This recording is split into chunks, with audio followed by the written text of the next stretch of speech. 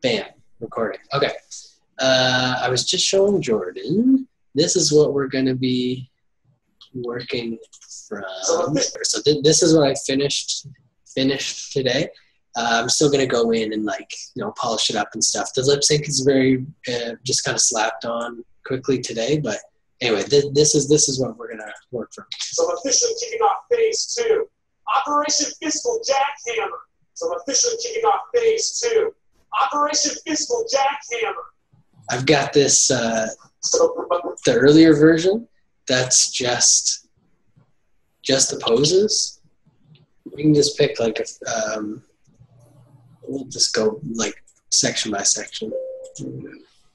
We'll just do maybe 35 frames is a good kind of thing. So a lot of this is just going to be retiming, which is totally cool and fine. And I think sometimes too the impulse is to add more than you need. So for a move like here, for example, all I really want is for the head to lead it a little bit and then to change where the slow in and slow out happens and where the settle happens.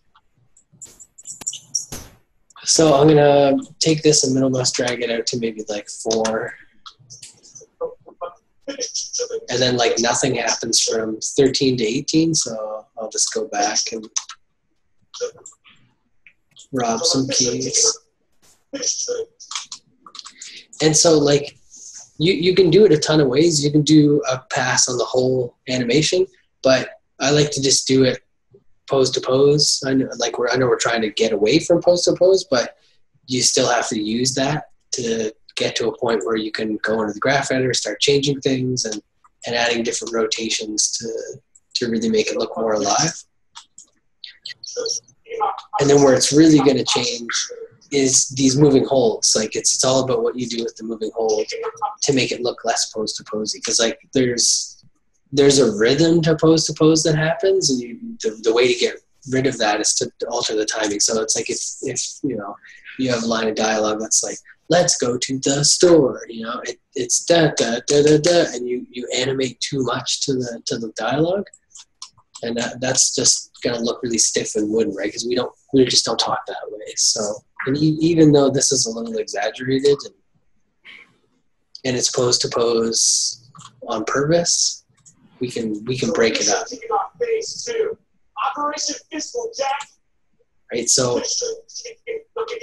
the space from here to here, and the space from here to here, and the space from here to here, they're the same.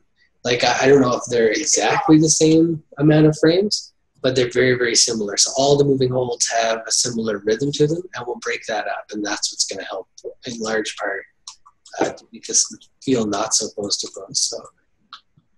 So we'll just go back and we can do an individual section first, and then we can go and do an overall retime type pass. So I already did that, so we're good. So we have a little bit of breathing room here. Maybe give it one more frame.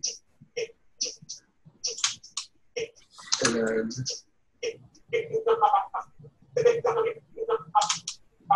so I'm just robbing keys to kind of retime things a little bit.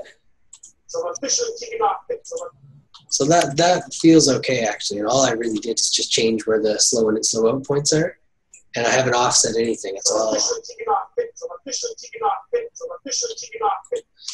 it's all still happening at the same time, but now it has a slightly better feel to it. And this move here, I just want it to kind of feel like a slight head nod, right? So I probably want that to happen around frame 24-ish, kicking off, right?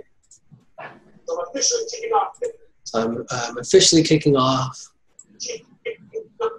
So I think we can have that happen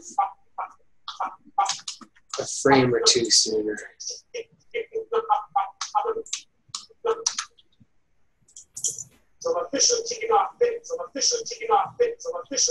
So let's retime the whole thing, and then we can start to offset and make it look not so pose to pose.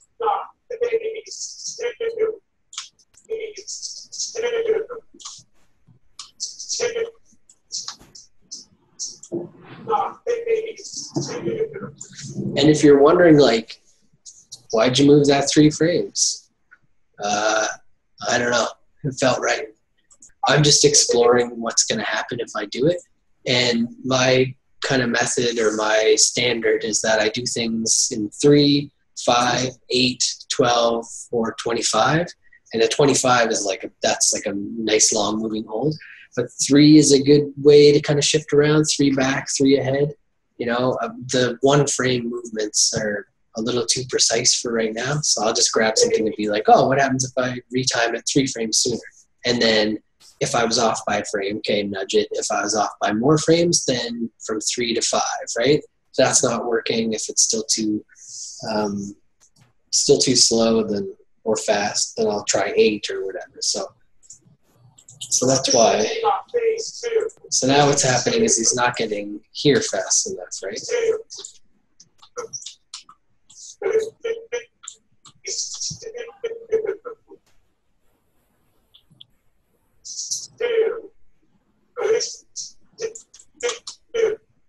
And again, it's that kind of 3 frame thing. So officially kicking off phase 2. Operation kicking off.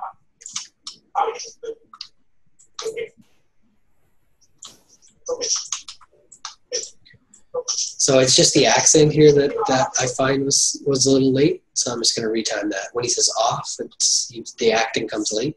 So officially kicking off phase 2. Operation. So officially kicking off phase 2. And then so for me right now, there's almost too much drift here. It's looking a little unnatural. And even though we're just retiming it, I think I still might tone it down a bit. So maybe somewhere in the middle, maybe here, and just put that key there. So I think that feels a little bit better, right? So I'll just go through the rest of it.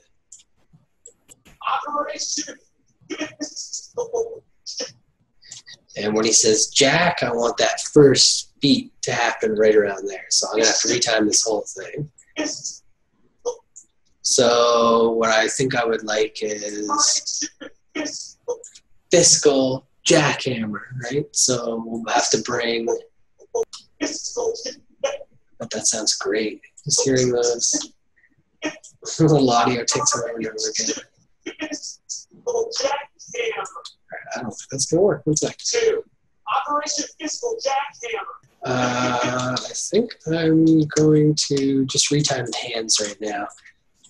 And this kind of first, so your first pass would just be like, okay, I'm going to put in the poses. What story am I trying to tell, right? So because it's only 110 frames, I would kind of limit myself to, depends on the show, but I would limit myself to no more than kind of 5 poses, maybe 3. And here, I think I've got, what is he doing? This, and this. So it's like 4, right? And then I try to act within one of the poses for maybe the first 50 frames or something like that. So, but anyway, so on the second pass, then I want to, now my poses are there. Now I'm going to look and say, do they actually work with the audio? Like, are they telling the story when they should, right?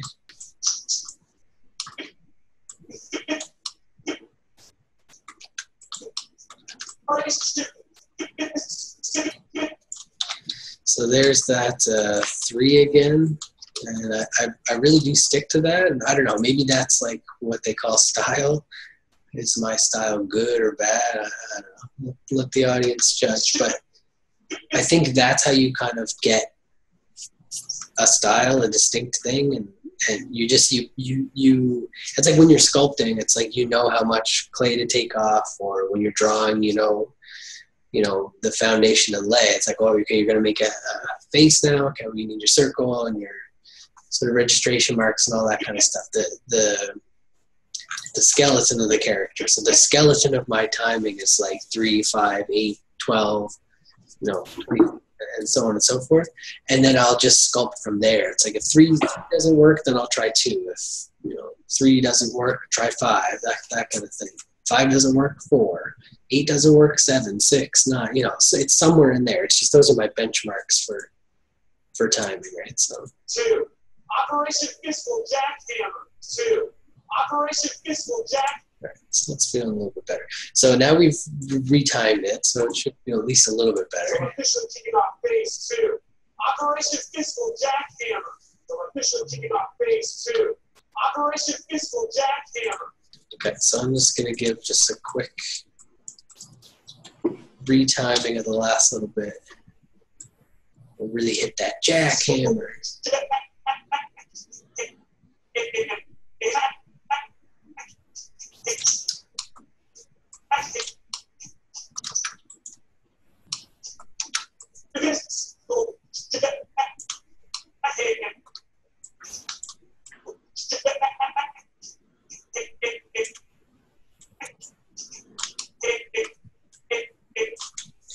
Let's see what that does. Operation Fiscal Jackhammer. Operation Fiscal Jackhammer. Okay, so we'll consider that to be like just a quick sort of retiming pass, right? So he poses, you just put them in, count them, I guess. So 1, 2, 3, 4, 5, 6, 7. So 6, I guess, ish, right? But some of it's acting within the same pose, or it's just a side movement or something like that. So we got that. Operation Fiscal Jackhammer. And something I did, and Jordan and I were talking about this today, something I did here that I don't like that I'm going to correct now. Right here, he kind of loses his direction towards screen. So when I laid out the pose, I was like, okay, well, that works, I guess, as a pose. It's got a little bit of an S-curve in it. I mean, it can be a better pose. It could be pushed a lot. But then I started to kind of look at it. As I went further into the animation, I realized I've just had him turn away from who he's talking to. So here he's staged, talking to the person he's talking about his plan to or whatever. And then here, bam, same thing. So beginning, right to the character. Still same thing, and then right at the end. But then right in here, the direction changes. So the tone of it changes, right? I like the idea that he's kind of, I've got this great idea. I'm gonna let that idea take over my whole body. Look how confident I am, kind of thing. But I think he would be more like this. When you put in your poses and it looks like the poses are working, something to check for, which will help eliminate some of the pose-to-pose feel, is that all the poses that you do have convey the same intent, right? So if you have a character who's being really aggressive and, they're trying to convey, I'm really mad and I'm going to kill you or whatever your scene is, then they wouldn't really look away from the person they're trying to convey that to. Or if they do look away, their body would still be in that direction. You can have eye darts and little looks away, thinking to yourself, or maybe something catches your eye or whatever, but you wouldn't fully turn away from the thing you're trying to express an emotion to, unless that's the point of the scene, and then the direction goes somewhere else. It felt unnatural, and I think that's what this is all about, like taking something that's pose to pose, which is unnatural, and making it more fluid and more natural. And part of that is making sure that it's staged properly, making sure that all of the poses work together. And then another part of that is, making sure the rhythm is working with the audio. And then there's some other tricks that we can do in the graph editor. All right. So now I think everything's retimed to a place where we can start going in and offsetting.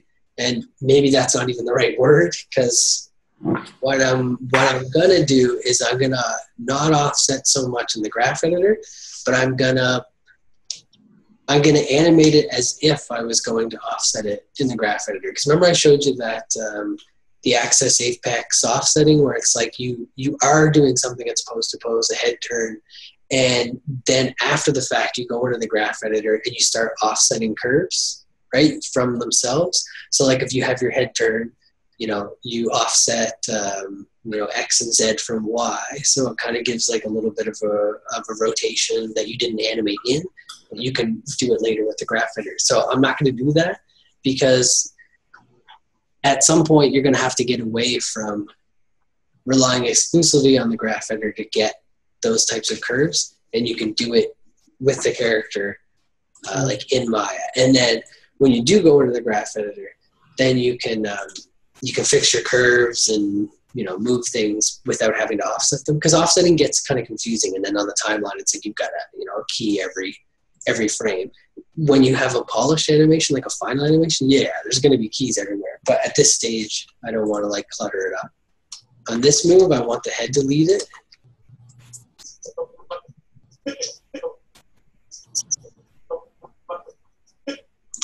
So what I'll do is I'm going to offset this in the timeline by just a frame.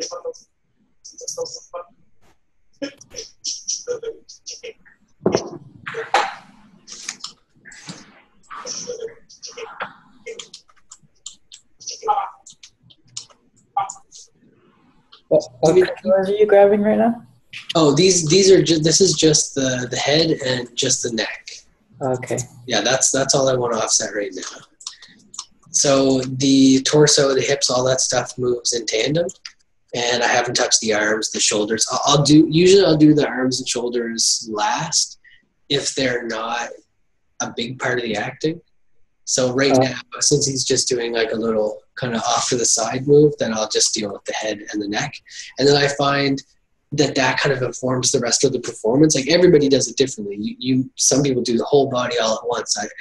I remember listening to James Baxter talk about that. He's talking about, again, kind of Milk Hall and how, Milk Hall would have kind of one timing chart for the whole performance, right? And that's just the way he thought. But James Baxter, by contrast, has timing charts for every different part of the body. I'm like him. I can't really, maybe not that I can't, but I find it easier to compartmentalize things. Yeah. Okay, I'm just going to deal with the hips right now. Just the hips, Then once that's working, it's like, okay, all right, I'm going to go up to the head and the neck now. And then once that's working, then I'll find something else to focus on. To me, that's the fastest way to do it. I don't know. Maybe I'll change as I keep going with it, but for now, that's the way that it makes most sense to me. I'm going to do it like in perspective, but I just want to check it in the graph editor, so I'm going to have that open as I do this.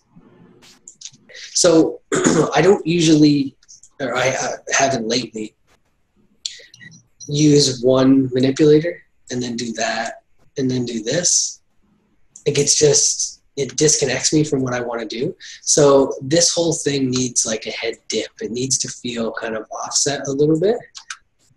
So I just grab the middle of the controller and then I put a value in. I'm not particularly concerned about the precise value. I just want something there. And then I'm going to go down and I'm going to crush these because I don't want them to be too big. But see now, before this wasn't happening. Like if I take this out, this was a very linear move. There was no offset there, but I don't have to move the keys. I've still changed the apexes of the curve. They're in different spots. The height of this one's here. That's a low point. There's a height there. That's a low point. So, and these two keys here are offset from this because it's really not anything special happening here. I'm just letting that do its own thing. And then I want to have the same kind of thing happen here. So, but what I'm going to do is instead of doing it in perspective, I'm just going to favor this now. We're going to talk about that a little bit. Like, if you have curves that look like this, then nothing's happening. Like, can you see that where it's like this almost flat? This is good, but it's favoring it in a way I don't want it to. I still want the dip to be happening a little bit, right? So now this is a little bit smoother, right? And this is kind of more offset. And then this is still doing its own thing. Mm. And then I want the dip to keep going a little. So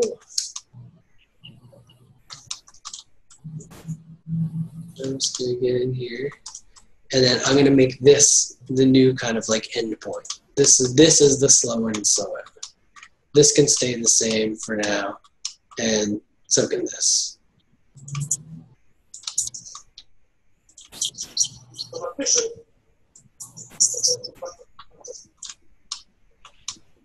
But then I don't like how much that, so this now isn't favored in any particular way. It's probably more favored towards the top, but we can do it better. We can do it more justice. Yeah, it's a little better. And then I didn't really do any of that to the neck, so we can go in and do that. Go up a little bit. I just kind of remember what was happening on the head, so I'm just going to carry that forward.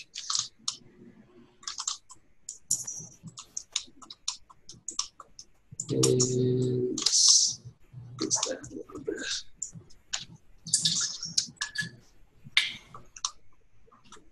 Okay.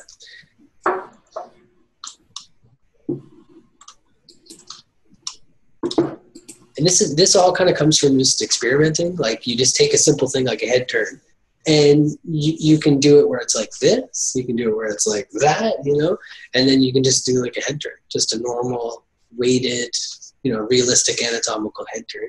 And none of them are wrong. It's just different styles. And with the graph editor and with perspective and making sure you grab stuff in the middle of the controller as opposed to going like zip, zip, you know, zip, like it's going to be harder to get something that doesn't look pose to pose when you do that, because now you're just isolating a single axis and you're rotating an it, but nothing moves that way unless it's a robot, in which case go ahead. But to get something looking like even cartoony, you still need to use multiple axes at the same time, because you don't want to have any axis that has no information on it. It's just going to look weird. It's going to look robotic. Something will feel off and you won't quite know why.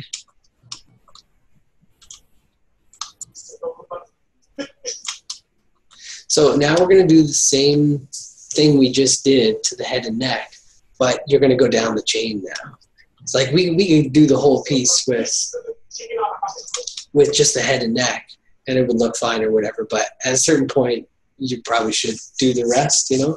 It's nice to do a single pass with just poses and a single pass with retiming. But at this point now, we're trying to go from, you know, a retimed pose to pose to making it look a little bit more natural. So we'll just take this, you know, whatever, 16 frames and do all the rest of the controls. Both these guys at once. I'm going to delay them by a frame. And sometimes I bounce back and forth. I'll have an idea, oh, this should happen here. But on this controller, it's okay to jump around. Like, you know, you don't have to keep it all in your head. You'll be able to see it with the graph editor anyway.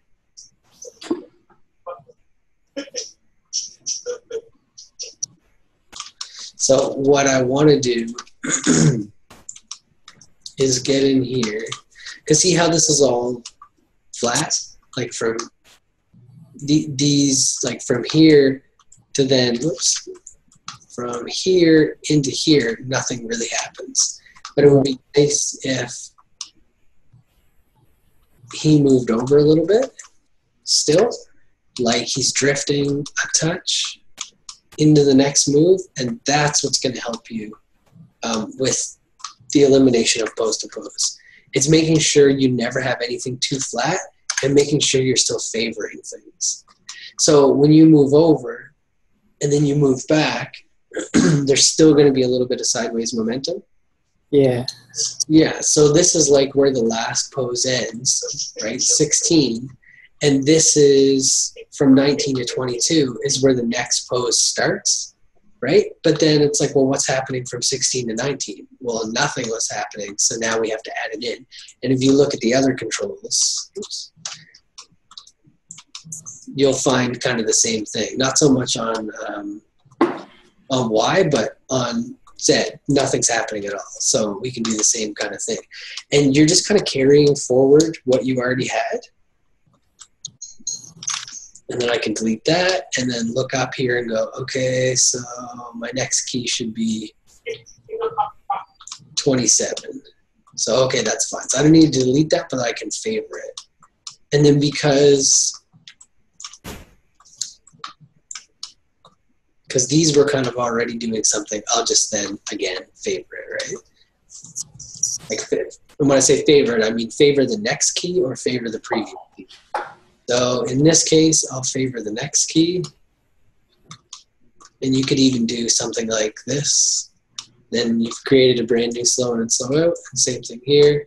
You don't have to. Like you'll know when you start to play it back whether or not it feels like it stops too abruptly. And then same thing here. I don't even necessarily need to go into perspective to do this. I can just mirror what I did and translate to kind of get a similar feel. Mm. And then what I'll do is I'll grab all these guys. All right, we'll have to do it one at a time. I'm going to put this guy over here and favor up. Move him. And we're dealing with like 10 frames, so it's not going to destroy your animation if you're playing with this stuff, and you can always undo it anyway. Actually, you know what? A little bit of randomness. Sometimes I'll favor the other key. What? You're crazy. No, I'm not. All right, I'm a little. You guys work with me. I'm a little crazy.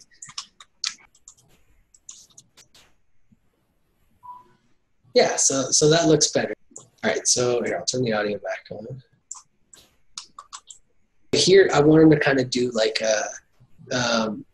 we're officially kicking off, like he's gonna do like a little head nod, like he's acknowledging like this is super cool, just wait. I'm officially kicking off, you know. So what we need to do is kind of add that in. So I'm gonna move this back a frame because I'm only gonna have 2 frames to do what I want to do, and that's not gonna work. So again, I'm gonna go in the middle. And I'm gonna do the same thing here. So I've got his head and his neck doing like a dippy type thing. Oops. Oh, maybe I grabbed the wrong controller. There we go. So where does that happen? Yeah, so it happens right here. But it's too big, but I don't really care because unlike sculpting, if you take a bunch of clay off, who cares? Well, I guess you can kind of put it back on. I'm not a sculptor, obviously. But here in the graph editor, I can just undo some of the harshness, like this value here, for example. And I know I want to get it to dip, so this is just too big. Like look how contrasted against where he started. That's way too big. So that's no problem. Bam, boom. Crushed, yes. And then here, let's see, he's doing that. Yeah, okay. So we don't need a dip there. And then here, too big, way too big. I don't mind if it goes below, but it doesn't need to go that far down. And then I'll just mirror what I did. Oops. I'll just mirror what I did to the other curves too. Actually, that's not too bad. That's crazy. Why would I do that? Man, it's huge. Okay. And then this guy, yeah, same thing. And then I think I'll just leave it where it was. Kind of just favor it a bit. So see what happens. So I'm officially kicking off. Boom, nailed it. You can even make that bigger. And then wouldn't it be nice if he didn't finish this until a few frames later? Mm. And then still give him somewhere to go. And maybe offset by 1 for the fun. So I'm officially kicking off. Let's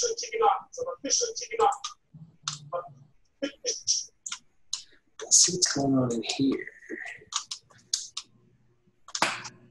So that's, I'm not sure if I liked that. Like it was doing this, so kind of like slowing in and then slowing out. I'm not sure if I enjoy that. So let's take that out. So officially kicking off. So I think that works better. And then this is what I'll do. Like, I mean, for like 10 frames at a time, I'll just go through and be like, I don't like that curve. I don't like this one. This one's stupid. And then I'll just make sure that it's all working the way I want it to. It's a lot. It's trial and error. Like the best way, the best analogy I can think of is like sculpting. Is if you start with nothing, and then you try to put your skeleton in, and you just keep layering on, and you just keep adding stuff, and it's like, oh, you know, that's not working. Okay, well, I'll change it a little bit. But when you're sculpting, you don't change the main pose. You've kind of already worked that out. So now we're at the point where it's just like, okay, how do we add the definition? How do we add the detail? So and then you know, the big thing is like, well, how do you make it not look so stiff? And the way to do that, and we can just look at, or the way to do that is what we're doing right now. But you can look at like the latter half of the animation. Yeah. I'll make this bigger so you can see. But like, you know, so we just take like one curve or whatever. Like the beginning stuff has like a lot of variation, a lot of slow in and slow out. And then now we're starting to get to the point where we haven't touched it yet. Yeah. Like right to here, but that's all we've animated anyway. And then, oh, nothing's happening. Okay, not a lot's happening, right? It's just it's the major moves, and that's what you see. And then you get to dips or points here where it's like, okay, nothing happens. So we could almost stay in the graph editor for the rest of the animation and just play with these curves here. We won't, but we could, and play with these curves here, knowing what you did back here. So like you could do this, you know, and then we could favor this, and then we could add a little bit more variation here. Like who even knows what this is going to look like, but you just kind of know, and not to like oversimplify animation, like you still have to check your work, right? But like this is kind of what it's all about in a weird way, like making sure that the graph isn't static, because I mean these curves, these keys in the graph editor represent the movement of the object, right? So if you see stuff like this happening, well, you know it stopped moving. From here to here, there's no movement. Well, no movement in a CG character translates as mathematically zero, no movement. The character's not breathing, they're not blinking, there's no blood pumping through them, so it looks dead, right? But in real life, you can't stop moving. Your heart's pumping, your muscles twitch, all that kind of stuff. So when you see stuff like this from here to here, that means that character just died, and you're responsible for its death. Do you feel bad about yourself? No, Sean says no. He's like, nah, not really. That's like a Monday. It's a Monday for me. So whenever you're sick, whenever you see stuff like this, you just want to do something to it. Hit it in the face with some curve magic. And then like you see stuff like that, well, that's not favored. Now it is. I don't know. We'll go up, I guess. Make it slow out. Anyway, you get the point. I'm gonna open another Maya. And this will be a different file. So this is different than what we just did, but this is just the next step kind of thing. So officially kicking off phase 2. Operation Fiscal Jackhammer. So I'll just we can look at like some of the curves. Oops. Let's switch down to the hips, because I always find that that's such a big part of making something look really organic is making sure that the hips are moving in the right way. All right. So we can just like scrub through some stuff. Maybe we'll look at his butt.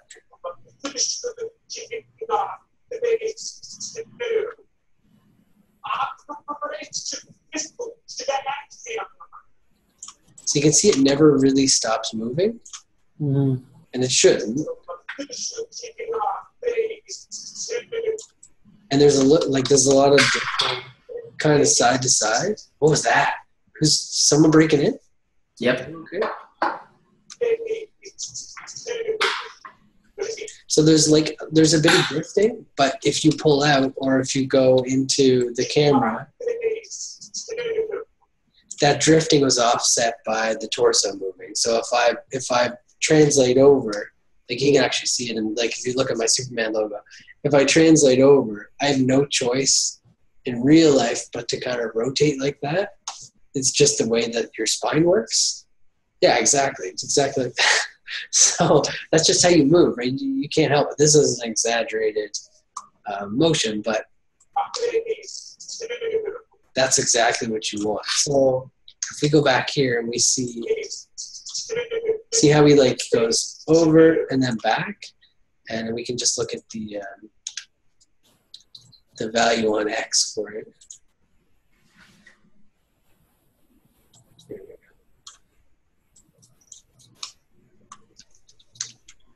So you can see it like right in here, right?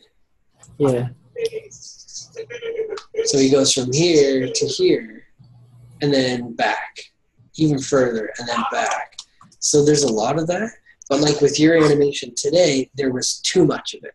And it wasn't offset by the torso kind of compensating or the spine moving in a way that was organic. It was more just movement for movement's sake. That's why it was well animated, but it wasn't necessarily like anatomical, right? So. Mm. Phase 2. And so I never added in the body one or God node animation to rotate him back to camera, but whatever. It doesn't matter.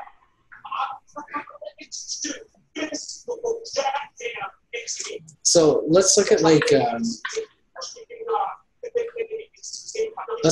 this section here, and actually we can jump ahead to another spot, like right in around here.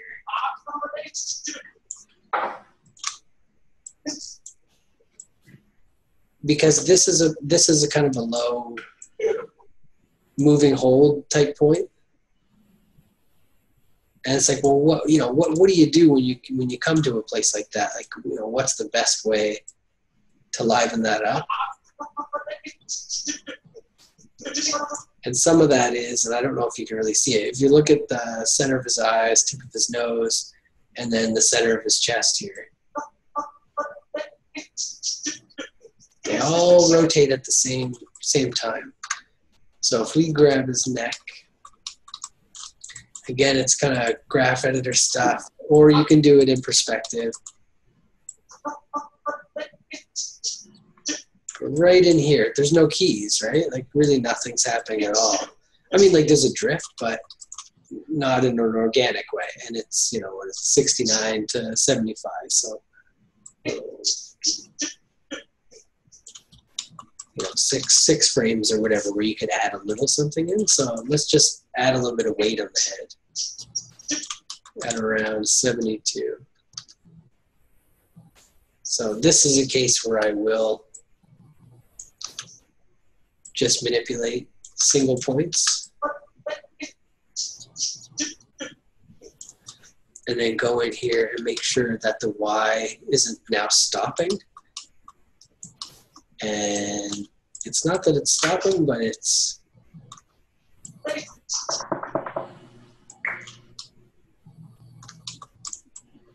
wasn't moving enough, right? So it was just too flat, so it would create kind of a weird lull, I guess.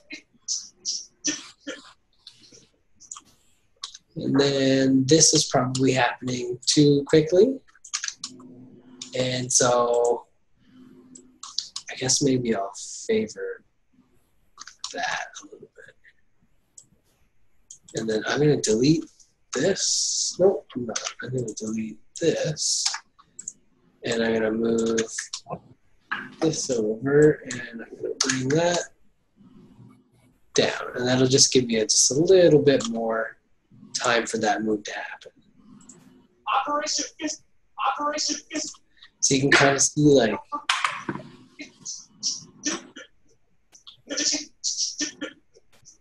it's a little bit more organic through here because it feels a little bit more weighted. And then, but now we have the same problem here. So you're getting curves that look like this, which isn't good because now you have kind of extra slow in and slow outs that you don't need. All right, so then I'll bring that down and favor that. And this is like, it's like, you know, maybe you think it's like, well, why? This might all just seem so random. It's like, oh, you just move that one curve back kind of thing. And again, it's like, it's because I'm trying to make the curve look a certain way, because through experience, I know that certain motion looks a certain way in the graph editor. And I don't know if I have like a surefire method for that. It's just that this looked better aesthetically than that did, right? It just creates a different type of motion. Not to say that you would never have a curve this way, but just in this particular animation, I want something that's looking more like this. Because I want it to be smooth. And then I'll have to go in here and do the same thing. And you can just kind of see it's like, stuff just gets a little wonky. Like the more you manipulate stuff, the more you retime stuff on the timeline, the more you're going to see that. And you're just like, oh, that's just out of place. That just feels weird, right? Yeah. And so I think what's happening here is I can get rid of this. I can move this over by a frame. And I can probably get rid of that. And then this just all of a sudden just looks smoother. Just looks cleaner, right? And that creates a cleaner, smoother movement. Like when you have stuff like this, it's like when you put that there for a specific reason. It's not necessarily messy. It's just, you know, it's a dip, right? So, but when you have stuff that's looking like, you know, that, it's like, well, it's kind of unspecified. It's like, what's really happening? It's like, okay, it slows out, and then it slows in here, and then it slows out. You know, you just don't need all that. It just creates these weird kind of timing issues. So, you know, this looks better, or that looks better. You know what I mean? And it's not just that it looks better in the graph editor; it's gonna look better in perspective. Mm. Through here, now you see there's just a little bit more of a natural movement. It's the head's kind of tilting. It feels like there's a little bit more weight. It goes up at a different time. There's just more personality to it. It's more organic than just a straight, you know, a single rotation on a single axis, right? You know, there's a little bit of doubt maybe in the movement. There's more. It feels like muscles are moving as opposed to just being such a precise movement, which is what pose to pose is. It's like one pose precisely moved into another pose, precisely moved into another pose, all timed more or less in the same way. And getting away from pose to pose is about varying the timing and making it not so precise, having overshoots and having settles. What do you think? Mm-hmm. I like it. Okay, cool. I think that another thing that you do a lot is that your shoulders, like you go from one pose to another, and then the path of the motion can be organic, but your shoulders tend to drop or raise after the fact, so that even though it hits the pose, you're continuing the motion with some other movement to break pose to pose feel. And even like antics can be another thing to break up pose to pose and time.